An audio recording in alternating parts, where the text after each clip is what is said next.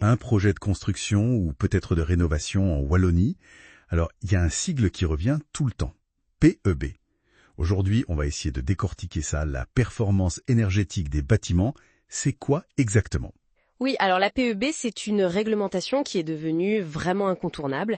Elle découle en fait des objectifs climatiques, comme le protocole de Kyoto.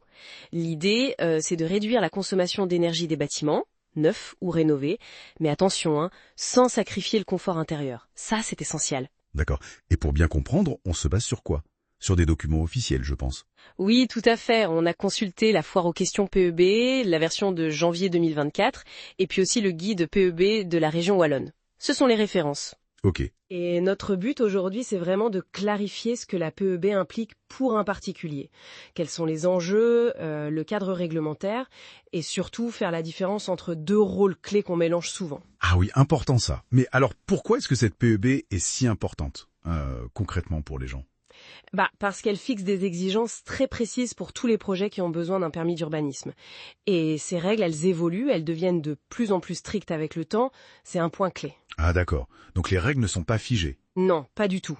Et c'est la date à laquelle on dépose le permis qui va déterminer quelles exigences s'appliquent à votre projet en particulier. D'accord. Et ces exigences, justement, ça touche à quoi dans une maison? L'isolation, j'imagine? Oui, l'isolation thermique, c'est un gros morceau. On parle de valeur UMAX, des limites de déperdition de chaleur pour les murs, les fenêtres, la toiture. En gros, plus ce chiffre UMAX est petit, mieux c'est isolé. Simple. Voilà. Mais il n'y a pas que ça.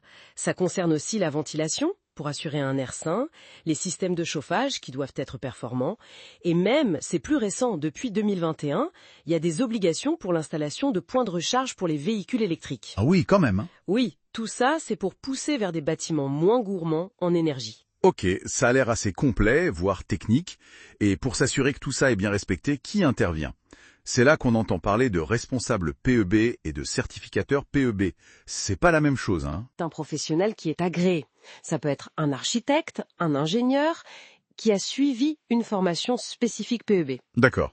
Son intervention est obligatoire pour les bâtiments neufs et aussi pour les rénovations importantes, celles qui ont un gros impact énergétique et nécessitent un permis. Obligatoire donc, oui. Et son rôle, c'est d'intervenir très tôt, dès la conception, et de suivre le projet pendant les travaux.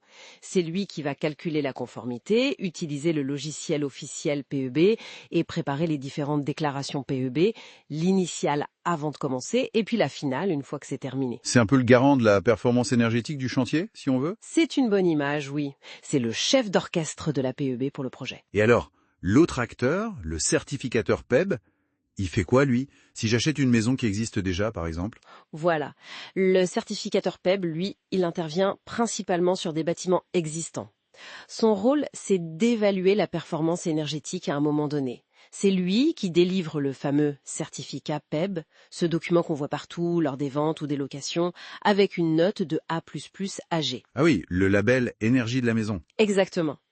Il peut aussi intervenir après une rénovation pour mettre à jour ce certificat, pour montrer l'amélioration, mais il ne suit pas le chantier comme le responsable PEB. Il fait une photo, un état des lieux énergétique. Ok, là c'est beaucoup plus clair. Donc, si je résume, je construis ou je fais une grosse rénovation avec permis égale responsable PEB obligatoire pendant le projet. C'est ça. Je vends, je loue, ou je veux juste connaître la performance de ma maison existante ou après des travaux, certificateur PEB. Tout à fait. Le responsable PEB, c'est pour la procédure, la conformité pendant. Le certificateur, c'est pour l'évaluation de l'état existant ou final.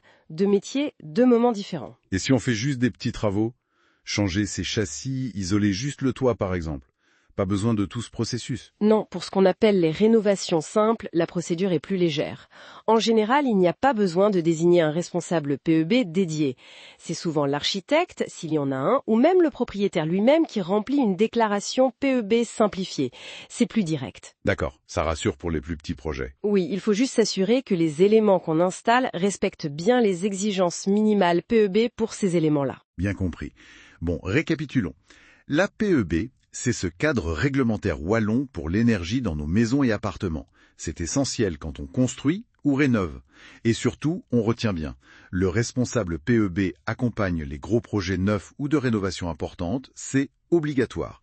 Le certificateur PEB, lui, évalue un bâtiment existant ou après travaux, notamment pour la vente ou la location. C'est une excellente synthèse. Et ça nous ouvre une porte vers l'avenir d'ailleurs. Quand on voit que ces normes PEB se durcissent régulièrement pour répondre aux défis climatiques, on peut se demander quelles seront les prochaines étapes. Quelles innovations, peut-être pas encore dans les règlements, pourraient définir l'habitat de demain pour qu'il soit encore plus performant? Une question intéressante pour réfléchir. Merci pour toutes ces explications. Au revoir. Au revoir.